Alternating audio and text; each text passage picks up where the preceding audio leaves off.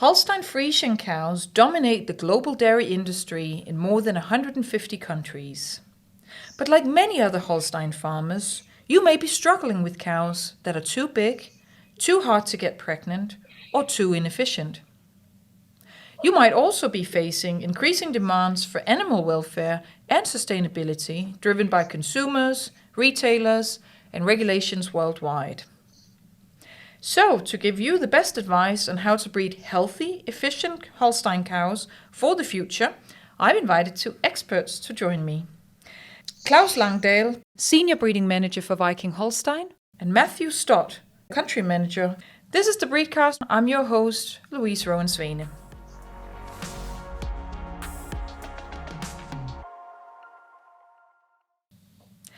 Well, hello and welcome, Claus and Matt, and thank you so much for joining us today. Thank you for having us. Yeah, thank you for having us. Well, Claus is here with me in the studio, and Matt, you're calling in from the south of the UK. Yeah. Wonderful. Well, Claus, let's begin with you. Why has Holstein Friesian been the world-dominating cattle breed for dairy farming around the world, really for the past few decades? Well, to me, I think the easy, simple answer is a really high production level.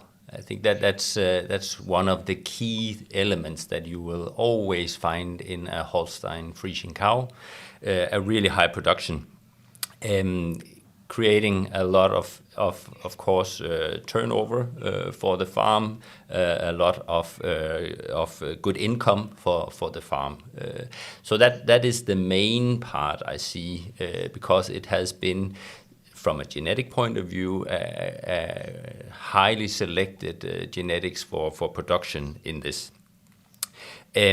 So yeah, that's I think the main issue in this. From a breeding perspective, what are the advantages of having such a widely spread breed? There are some elements related to having, say, a more efficient breeding scheme if there's a lot of animals. You get more to choose from. You have more diversity, you could say, from the biology because of many animals in this.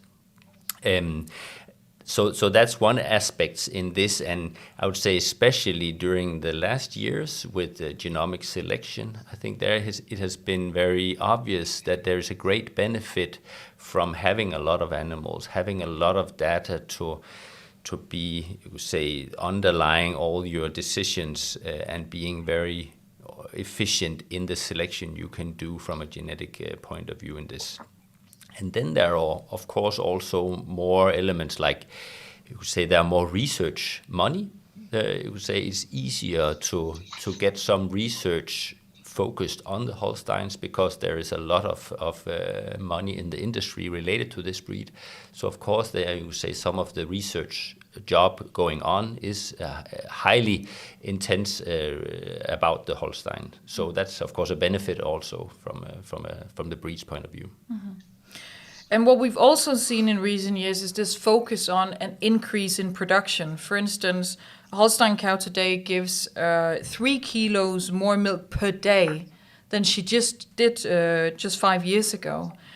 What are the costs associated with this increase in production? Yeah, it's even you could say it's an increase measured from the calf is born until she leaves the herd. So it's you could say that's 3 kilos more a day. That's a huge growth in production, and that's, of course, you see that more elements to it. It's because she's longer living, and she's producing more kilos per milk that she is actually in production. So that you say there are some efficiency traits here that has improved, but it's, you say, Holstein, it has a lot been related to better production, more efficient production in this, and there has been some downsides to that. You say the negative relations between high production and the health traits, the fertility traits. I think it's quite visible in the Holstein breed that she is high producing, but she is also to an extent that high producing that she is actually having trouble keeping healthy, keeping fertile, and so on. So that's some of the downsides about this high focus on production. Another issue is that it's been high production. A huge, big Holstein cow is also higher producing. So she has, to some extent, also become too extreme in stature. So you say it's been a little bit moving too intensive towards higher production and forgetting a little bit all these cost reduction traits related to health and fertility. At least if you take it from a production point of view. And Matt, in addition to the struggles like Claus was mentioning with fertility, you mentioned the size, we've read about inbreeding as well. What other challenges are Holstein farmers facing today?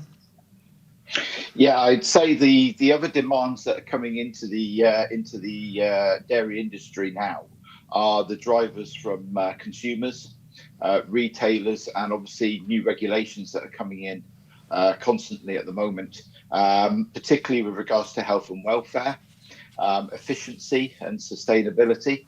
And I think this focus on animal welfare we're already starting to see with regards to not being able to slaughter bull calves at birth. That's certainly getting more and more widespread now. We're starting to see legislation with regards to withdrawing calves from mothers, and also for the demands for not dehorning animals. So then we're going to see an increase in poll genetics as we move forward as well, which is certainly the case already in some countries, and that's starting to pull through.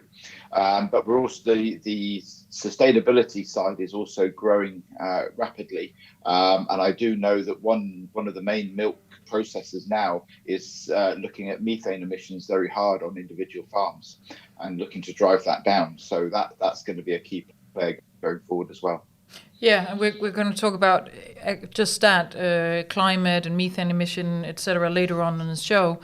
From your perspective, how are the Holstein farmers in the UK and Ireland coping with these new demands?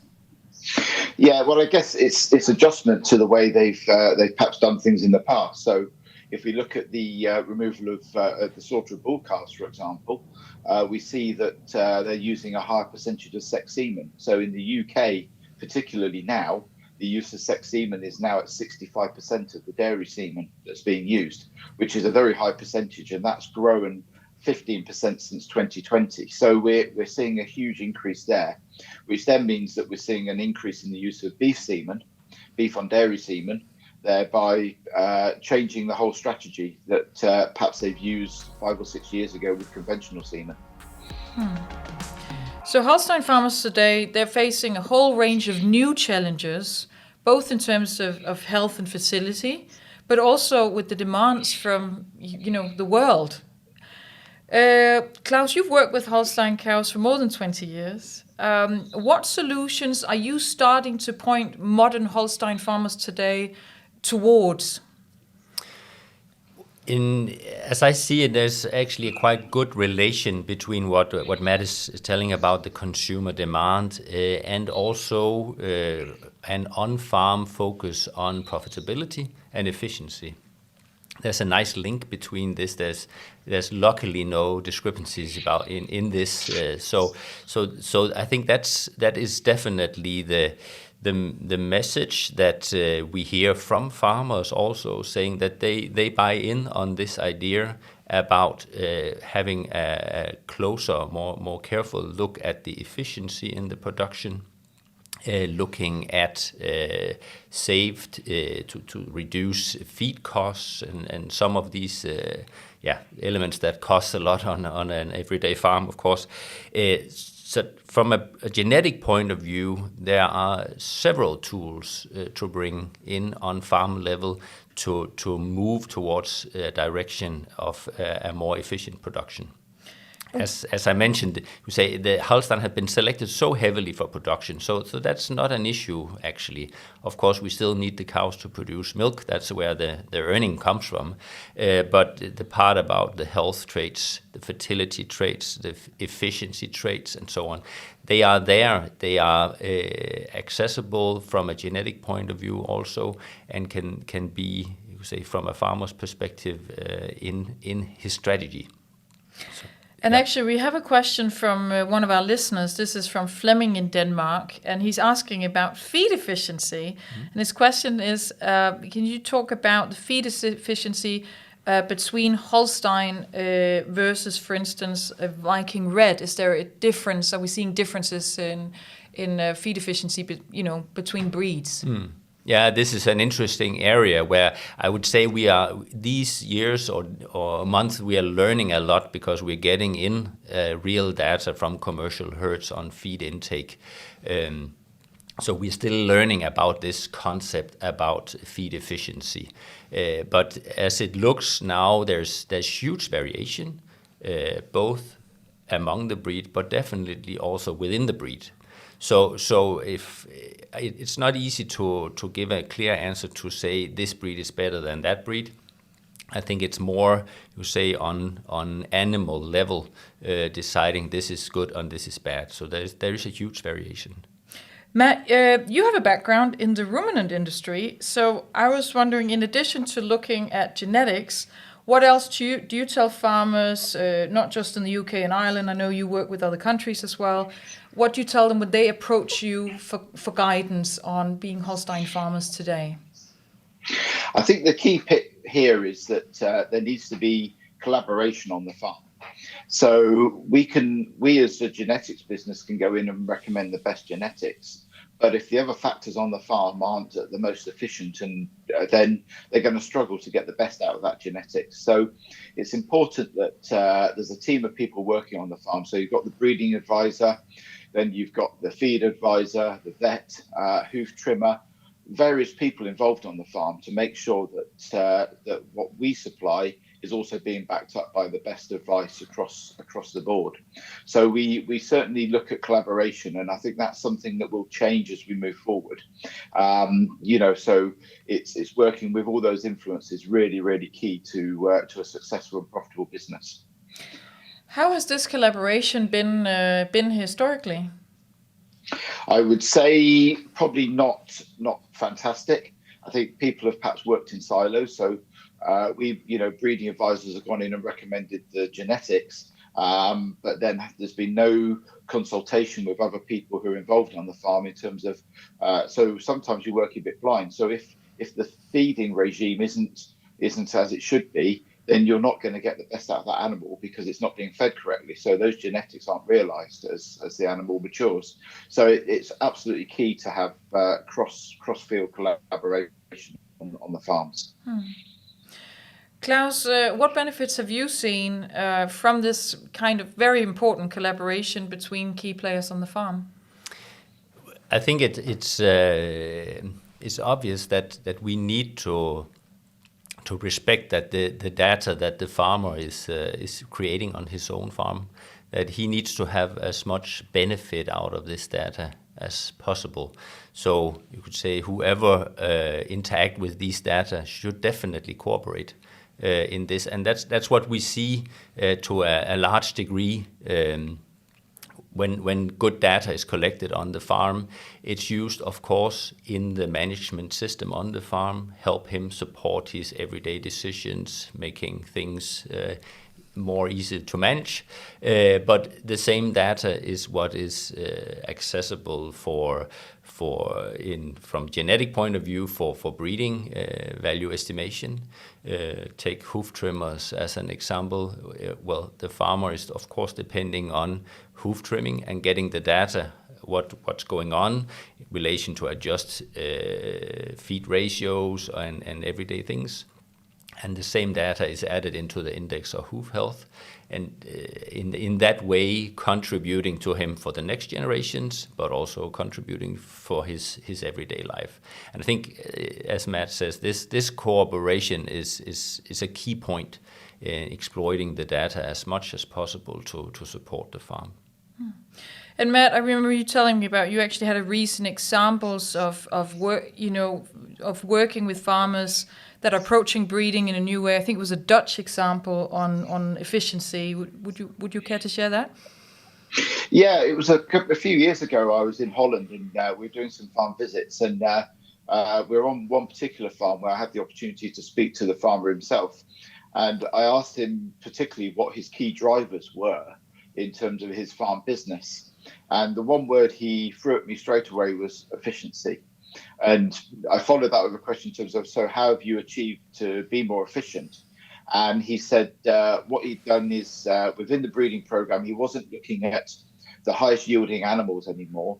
He'd actually reduced his overall average milk yield, and that had actually increased his bottom line profitability, because it was about looking at the other areas of the business, such as the health. Particularly, he'd improved his herd health, so his costs there were lower, and his longevity was better. So he'd managed to increase the lifespan within the herd, thereby his efficiency was better and his bottom line profitability was higher. So he wasn't chasing yield, he was looking at the overall efficiency across the herd. But that was also with regards to collaborating with other people that were involved in that farm, and everybody coming together to have a joint approach and way of thinking. That sounds like also focusing on optimizing rather than always maximizing, like pushing our resources really to the limits, than look at other aspects. Yeah, correct. Claus, I think it's also worth mentioning that Holstein is a popular breed for crossbreeding. In fact, in a lot of crossbreeding programs, it's sort of where you start. What do you tell farmers that are considering adding other breeds to a Holstein mix? Well, there's some excellent ideas behind the crossbreeding, and it's obvious that you say bringing what Matt is saying about optimizing your herd, being more efficient. That's quite obvious that crossbreeding is an excellent tool to do that. Also considering some of the challenges that we do see in the Holstein breed. Of course, we do improve the purebred animals. We, from a breeding perspective, improve them on fertility, on metabolic disorders, and all these elements that are some struggles for the everyday life for the farmer. But one, you would say, addition to that on a herd level is to do the crossbreeding, and especially on these traits where you get the hybrid vigor working very effectively on fertility and so on.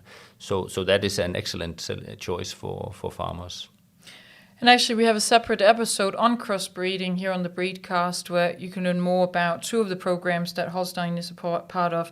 One is Pro Cross, and the other is Viking Golden Cross.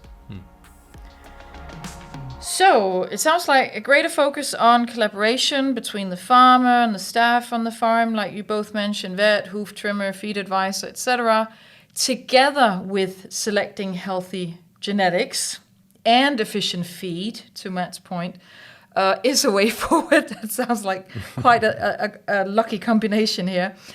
Let's take a look at the future of Holstein breeding, because I'm curious to hear your perspectives of what are we approaching. Matt, what can Holstein dairy farmers expect in the years to come, if you sit with your little crystal ball? Well, I think the health, welfare and sustainability areas are going to become more and more prominent in the industry going forwards. We're seeing, as I say, we've seen that with regards to the slaughtering bull calves. There are other areas that are being looked at in terms of dehorning and removal of calves from mothers. Methane emissions, that's a real key. The carbon footprint is the buzzword going around the place. Net zero carbon emissions. So we're going to see a lot of that going forwards now. And what we've already seen within the breeding side is that you can make quite a quick impact on methane emissions by having increased longevity in the herd. So thereby you're not having to rear so many replacements. So your number of animals on the farm reduces. So even though we are a genetics business, we're looking to promote good genetics in terms of reaching these sustainability goals. And, a farmer's investment in a dairy heifer is substantial. So, he needs to maximize the lifespan of that animal going into the herd to get the maximum return. And, if an animal is only lasting 1 or 2 lactations, that's not going to give him the return on that, on the rearing that animal. So we've got to look at different ways and look at different areas of the business that drive it forward in terms of not only profitability but meeting the health and welfare and sustainability goals that are going to be set to the farmers going forwards. Well, when you speak to UK and farmers and the farmers in Ireland, what are they saying? Are they, are they excited about trying to live up to all these new, demands and climate? Is it a worry to them? You know what I mean? Like, because there's a lot for a farmer to be aware of and cope with today. Yeah, I think you're absolutely right. This is a lot, and I think it's a step-by-step approach. You're not going to achieve everything in 1 year. You've got to look several years down the line, and that's what we look to do, is work with the farmers to help them achieve these goals that are being set to them, in 3, 4, 5 years, so that we can help them and guide them through that approach from the genetics point of view. And what we have in our armory with feed efficiency, etc. So we've got the tools there, but we just need to guide them through. So it's a challenge, but I think it's one they're expecting, because this has always been, it's out there in the marketplace. The consumer and the retailers are driving this, so these standards have to be met. So it's one that we just have to work together to achieve it. Well, obviously in the UK and Ireland, what Matt is saying, the consumers are driving the demand. We're seeing similar trends in the US and Australia when we speak to them, etc. In Northern Europe, there's a lot of focus as well on methane emission from farming, from cattle breeding. How's that going to evolve, you think, Claus, over the next few years? I think, getting back to what Matt is also saying, I think the farmers, they definitely honor the consumer demand in this, and I don't see any problems in this. I hear farmers saying that it's logical. Longer living cows, it sounds good. Daily profit you could say that's often how the farmer will see this, that if he can optimize his daily profit per cow, you could say it's of his interest as well. And as Matt is saying, if a cow is only having 2, 3 or 1, 2 lactations, well, that's not enough to pay back even the rearing costs on this cow. So the part about, you could say, looking at efficiency on farm level from, you could say, farm perspective is very much in line with what the general society is asking for in this. And of course, I think it's also important to keep in mind that, you say, it's also profit per day, and in that is also a high production level. So it's not that, you say, it's not always reducing cost. You need the income, you need the high production from long living cows, and that's what you will get from these long living cows. Of course, they will, during their 3rd or 4th or 5th lactation, they will produce a lot of milk and stay in production for a long time. We are seeing trends that, especially in other parts of the world, farms are becoming bigger. And again, an increased focus on efficiency, production, etc., etc.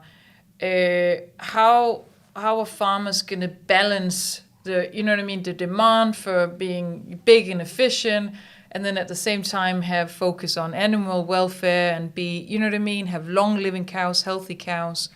What tools do they have available from your perspective? But I think, as I said, the efficiency aspect is very similar if you see it as a farmer or as a consumer looking at it from an environmental point of view, sustainable point of view.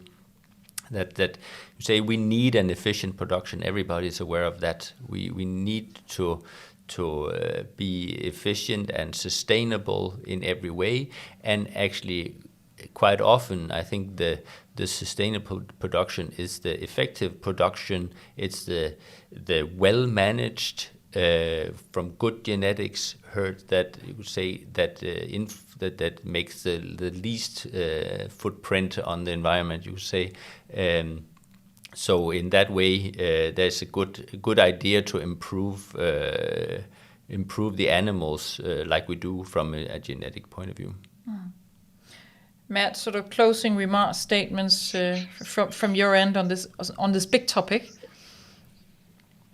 Yeah, I mean, if we, I look at it, obviously have more experience in the UK and Ireland, but, we are seeing larger farms across the UK. The average herd size is growing. But the number of animals in the UK, number of dairy cows in the UK isn't decreasing. So but it is very much going to be driven by, these are businesses, they're not, that's what they're regarded as. So they've got to be profitable. And that's going to be driven by looking at the whole business as a whole, identifying where the weak points are and trying to address that. And I firmly believe that the breeding side of that has a huge role to play in achieving the goals that they're looking to get to. Is Holstein going to continue to be the world dominating breed? Well, if you ask me, then yes, of course. I have no doubt about that, but because of the things we talk about here, that you would say having animals in such a high number opens up some opportunities. So of course it also depends on if we act responsibly, and we should, and we are, of course, in this. And then I think it's also worth to maybe ease up a little bit on the breed thought, because, well, Holstein, crossbreeding or whatever, it can easily in the future be that we do not look at breeds, but more look at productive animal, however they are made then, but try to ease up a little bit on the breed aspect of it. Well, thank you for joining the BreedCast today. We've looked at how you can breed healthy, efficient, and future-proof Holstein cows. And we've also looked at some of the trends on the horizon in sustainable cattle breeding. If you'd like to learn more, I encourage you to visit the Holstein page on the website. I want to thank Claus Langdahl and Matthew Stott for sharing these very valuable insights with us. And thank you to everyone out there for listening. If you have an idea for a topic you'd like us to bring on the show, or you have a question like Fleming had, please visit the BreedCast.com. My name is Louise Svane, and please join me for the next BreedCast episode